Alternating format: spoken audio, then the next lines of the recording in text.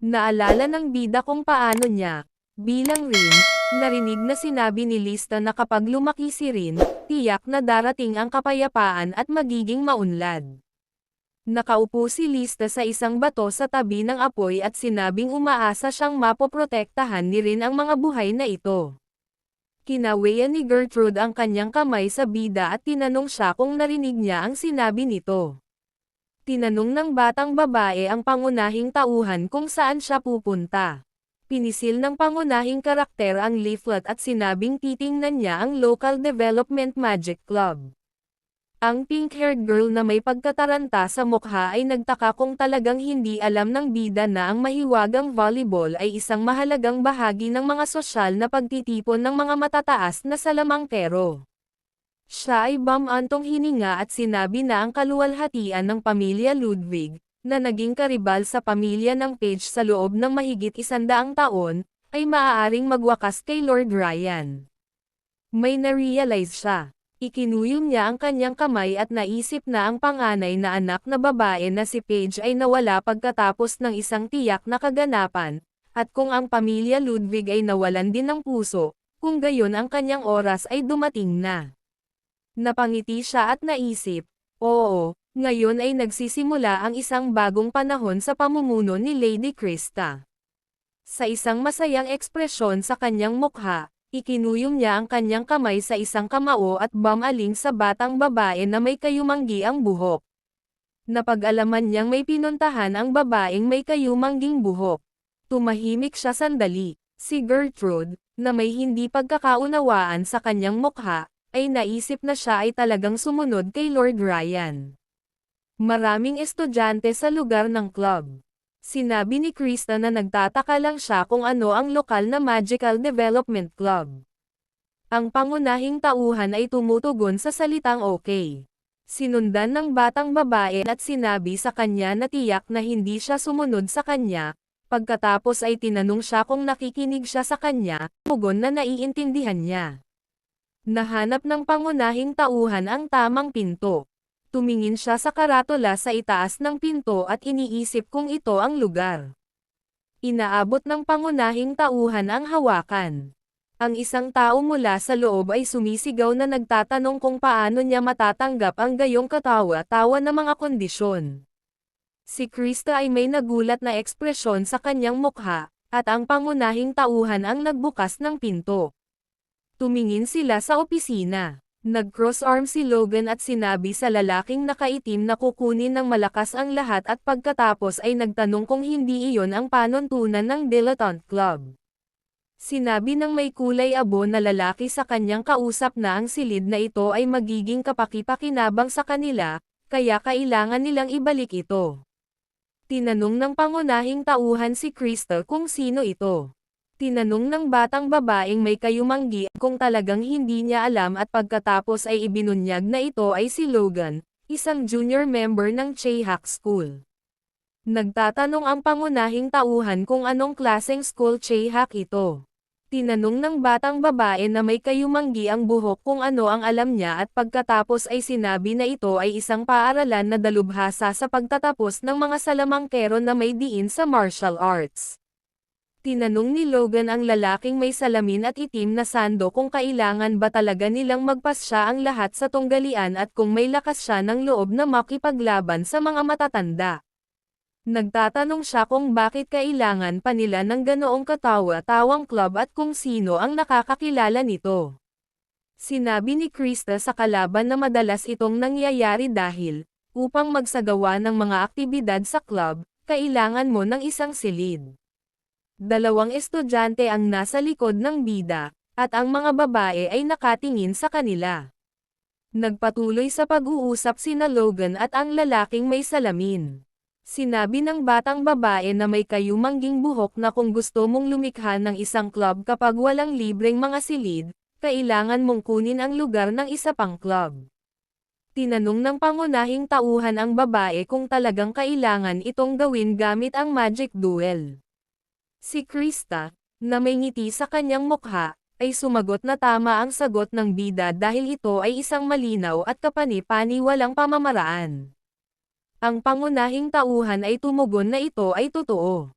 Tinanong ni Krista ang bida kung gusto niyang sumali, at sumagot ang bida na ayaw niya sa mga nakakainis na bagay. Ang taong may salamin ay sumisigaw na ang 8 mahuhusay na paaralan ay maaaring hindi napagtanto ito, ngunit ang pag-aaral ng matematika o tagumpay sa akademya ay hindi lamang ang dahilan ng pagkakaroon ng mahika. Nagtatanong si Logan kung ano pa ang meron. Ang lalaking may salamin ay kinuyam ang kanyang kamay at sinabing totoo na ang mga tagumpay sa akademiko ay humantong sa pag-unlad ng mahika, ngunit ang agrikultura at kaluwagan ay mga lugar kung saan hindi ginamit ang mahika. Tinanong ni Logan kung totoo iyon. Sa isang maliit na ngiti sa kanyang mukha, ang lalaking may salamin ay sumigaw na kung makakahanap sila ng paraan upang gumamit ng mahika, madali nilang malulutas ang mga problema tulad ng kahirapan. Ang pangunahing tauhan at si Crystal ay nakikinig sa mga salita ng lalaki. Ang lalaking may salamin ay nagsasabing hindi, tiyak na malulutas nila ang mga ito. Itinuro ng lalaking may salamin ang kanyang hintuturo kay Logan at sinabi sa kanya na ginawa ng mga estudyante sa high school ang club na ito para mangyari ito. Idinagdag niya na kahit ngayon, iniisip ang tungkol sa mga taong nahihirapan, talagang hindi niya maibibigay ang club sa kanila. Bakas sa mukha ni Logan ang inis. Pinagmamasdan silang mabuti ng pangunahing tauhan. Tumawa ang may kulay abo na lalaki at tinanong ang lalaking may salamin kung seryoso siya, at pagkatapos ay idinagdag na kung maaari, kung gayon ay ginawa na ito ng mga archmages at sage. Hinawakan niya ang lalaking may salamin sa kanyang damit. Itinaas niya siya sa kanyang sarili at nagtanong, bakit lahat ng ito ay nagsasalita? Dahil hindi man lang niya mahawakan ang club laban sa bagong dating.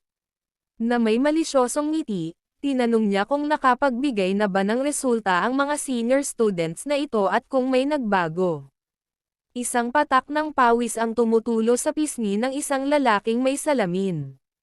Sumisigaw si Logan at tinanong siya kung talagang naniniwala siya na ang ganitong kalunos-lunos na pananaliksik na naiwan ng mga walang kwentang taong ito ay makakapagpabago sa mundo.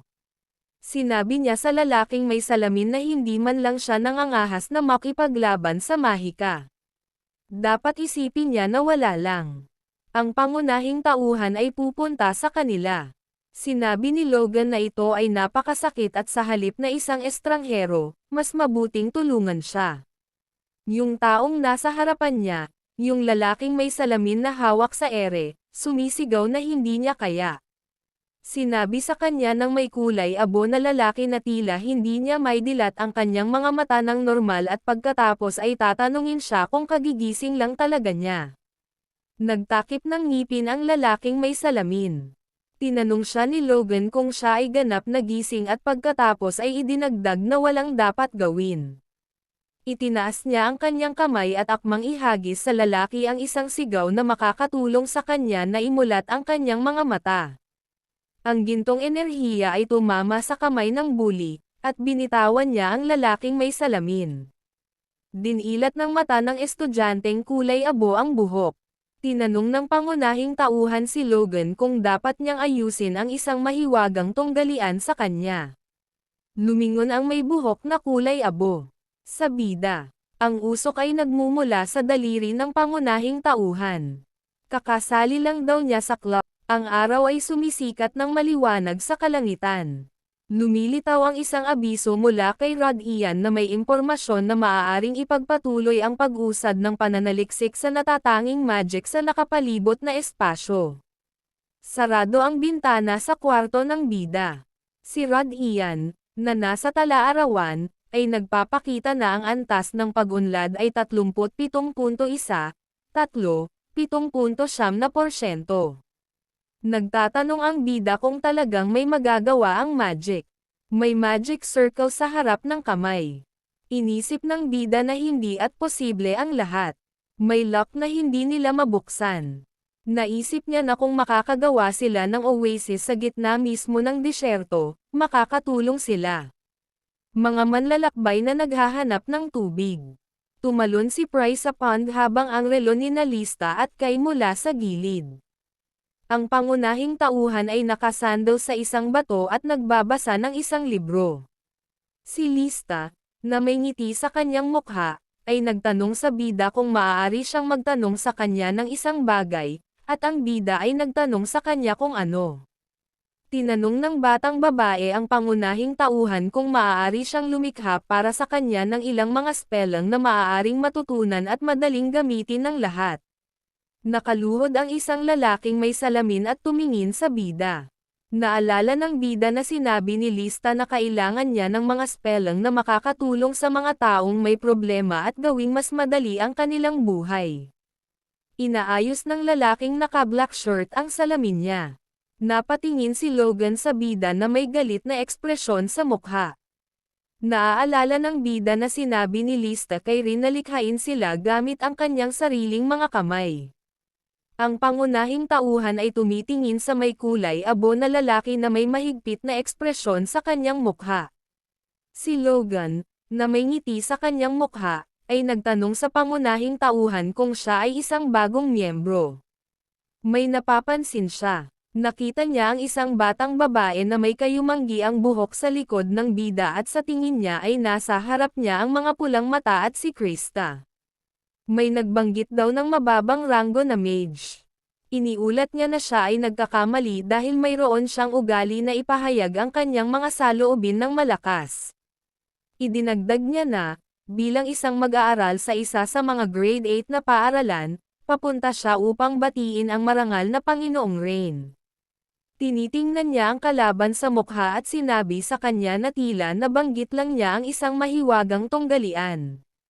Na may malisyosong ngiti, tinanong niya ang bida kung tama ba ang narinig niya. Sinasabi sa kanya ng pangunahing tauhan na tama ang kanyang narinig, at dahil sabik na sabik siya sa labanan, mag-aayos siya ng isang tunggalian para sa kanya.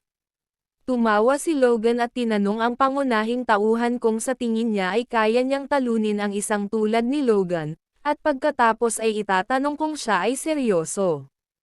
Ang pangunahing tauhan, na may ngiti sa kanyang mukha, ay nagtanong sa may kulay abo na lalaki kung talagang natatakot siya, at marahil ay dapat niyang ibigay ito sa kanya. Dagdag pa niya, paano kung hindi siya gagamit ng combat magic? Bakas sa mukha ni Krista ang pagtataka. Tinanong ng pangunahing tauhan si Logan kung hindi pa rin ito sapat. Idinagdag niya na gagamitin lamang niya ang 3 spells na binuo ng club na ito. Tinanong ng may kulay abong lalaki ang bida kung seryoso ba siya. Napapikit ang pangunahing tauhan at sinabing hindi niya akalaing matatalo siya. Tumawa ng malakas si Logan at sumisigaw na hindi lang ito isang kabiguan, kundi isang ganap na kabiguan.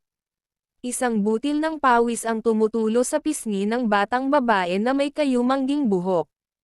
Tinakpan ng may kulay abong lalaki ang kanyang bibig at sinabing muli siyang nagkamali, at pagkatapos ay tinanong si Lord Ren kung alam niyang kailangan ng 3 araw para maaprubahan ang pagiging miyembro. Kaya sa puntong ito ay isang personal na hamon lamang. Ang pangunahing karakter, na may seryosong ekspresyon sa kanyang mukha, ay nagsabi kay Logan na bumaba sa negosyo.